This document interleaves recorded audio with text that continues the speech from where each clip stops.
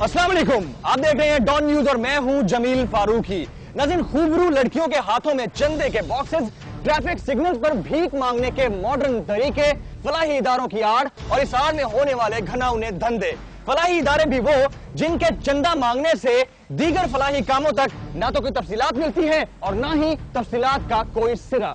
आज हम इसी इशू पर बात करेंगे और करेंगे अवाम को, निजाम को, सरकार को खबरदार। ट्रैफिक सिग्नल से गुजरना तो तकरीबन हम सभी का मामूल है, लेकिन इन ट्रैफिक सिग्नल्स पर क्या क्या होता है और कैसे कैसे होता है, ये आज हम आपको बताते हैं। नाज़रीन, भीख मांगने वाले तो हर गांव ही लोगों को घेर लेते हैं, लेकिन भीख मांगने के जिस मॉडर्न तरीके या तरीका वारदात की निशानदही आज हम करने जा रहे हैं, इससे पहले मीडिया में इस पर बात नहीं की गई है। आपने अक्सर देखा होगा कि इन सिग्नल्स पर कुछ अफराद या खवातीन हाथों में चंदे के बॉक्सेस लिए गाड़ियों को रोकने और चंदा लेने में मशगूल होते हैं।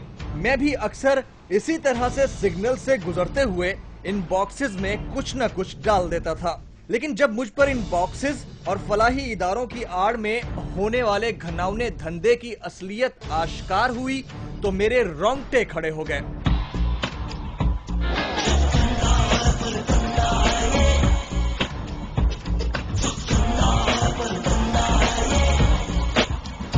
नाज़रीन, ये खूबरू खवातीन जिनके हाथ में फरियाद वेलफेयर ऑर्गेनाइजेशन के बॉक्सेस हैं, अक्सर कराची के इलाके पंजाब चौरंगी पर चंदा इकट्ठा करने में मसरूफ होती हैं।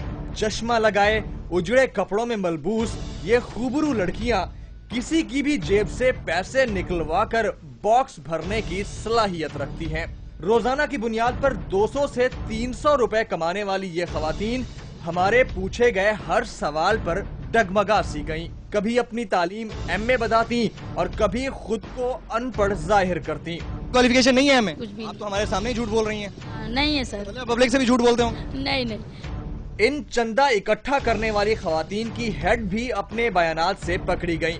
हमने भी ये ठान ली थी कि जान सकें कि ये पैसे कहाँ जाते हैं और भीख मांगने की इस मंतक के पीछे असल हकायक आखिर हैं क्या। बड़ी तगोदौ के बाद इनमें से एक खातून ने अपने चीफ का नंबर और नाम आखिर बता ही दिया।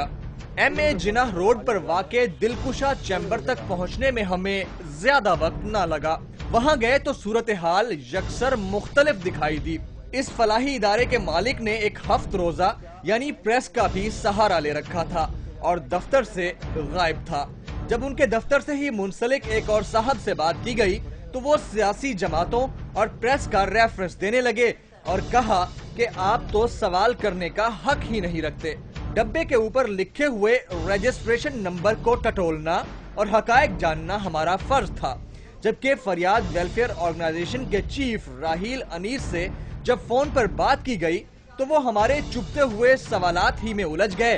तालीम और फलाह के लिए चंदा जमा करने और वेलफेयर ऑर्गेनाइजेशन चलाने वाले ने खुद अपने ही मुलाजमीन को भिखारी कह डाला। तो मेरे भाई, मैं उनको पढ़ाऊंगा स्कूल में, थोड़ी भीख मांगने का उनका काम है। और बयानात में तजाद ये कि वो ये मानने को तैयार ही नहीं थे कि लड़कियां गुज़िश्ता 2 माह से उनके पास काम कर रही है।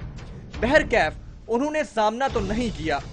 तफसीलात जानने के बाद हमने सिंध के सोशल वेलफेयर डिपार्टमेंट के डायरेक्टर डॉक्टर अब्दुल शकूर से राब्ता किया तो उन्होंने मुकम्मल ताअवुन और गलत काम करने वालों को कैफरे किरदार तक पहुंचाने की यकीन दहानी कराई। नाज़रीन, यहाँ पर यह बात भी साबित हो गई कि जिस रजिस्ट्रेशन नंबर का हवाला फरियाद वेलफेयर ऑर्गेनाइजेशन दे रही थी वो सिरे से मौजूद ही नहीं थी और इस नंबर के मुताबिक मुजाहिद वेलफेयर ऑर्गेनाइजेशन के नाम से कोई और वेलफेयर इदारा रजिस्टर्ड था।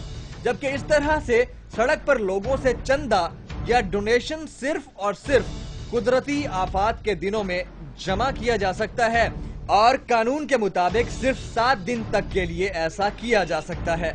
जबकि वेलफेयर की आड़ में इस तरह से लोगों को बेवकूफ बनाना इंतहाई अफसोसनाक अम्र है। मुताल्लिका डीडीओ ज़रफ़शाह अरबाब से जब बात की गई कि अगर ये जाली वेलफेयर इदारा है तो कोई कानूनी कार्रवाई क्यों नहीं की जाती है, तो उनके तमस्खर आमेज जवाब से ही अंदाजा लगा लें कि सिस्टम में गड़बड़ कहाँ है। नाज़रीन, सिग्नल्स पर मांगी जाने वाली मॉडर्न भीख का बाकी अहवाल प्रोग्राम में आप खुद मुलाहिजा कर लीजिए, जिसकी आड़ में गैर कानूनी धंधों से मॉडर्न प्रोस्टिट्यूशन तक जो भी हो रहा है, कानून नाफिज करने वाले इदारों और मुताल्लिका हुक्काम ने सवाल ये पैदा होता है कि आखिर खामोशी क्यों इख्तियार कर रखी है। एमए किया है, आपको सब्जेक्ट का नहीं पता? नहीं पता ना, ये याद नहीं रहा मुझे।